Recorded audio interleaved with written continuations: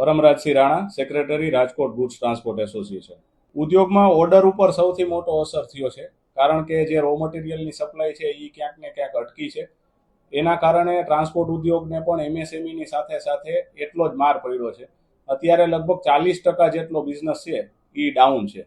અને એમાં પાછું જે રાશનિંગ સિસ્ટમ અત્યારે પેટ્રોલ અને ડીઝલમાં થાય છે પેટ્રોલ પંપ દ્વારા, એના કારણે ઘણીવાર માલ હોય છે પણ ટ્રાન્સપોર્ટર ડીઝલ મળશે કે નહીં મળે એ અવઢવમાં એ ટ્રીપ સ્વીકારતો નથી. પેટ્રોલ પંપ ઉપર 5 અને 10,000 રૂપિયાની રકમ જેટલું ડીઝલ આપવામાં આવે છે.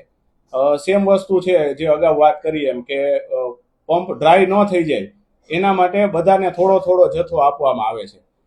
બીજી વાત એવી છે કે એપ્રિલ 2026માં આપણે પેટ્રોલ અને ડીઝલ એ એક્સપોર્ટ કરેલું છે, એની રકમ બહુ મોટી આવે છે.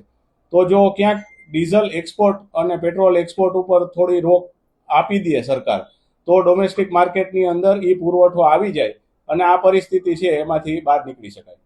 ટ્રક 4 કિલોમીટર પર લીટરની એવરેજ આપતું હોય, એટલે જો તમે એને 50 લીટર ડીઝલ આપો કે 100 લીટર ડીઝલ આપો તો માત્ર 200 કે 400 કિલોમીટરની અંદર એને રિફિલિંગ કરવા માટે બીજા પેટ્રોલ પંપ ઉપર કે ડીઝલના પંપ ઉપર જવું પડે છે.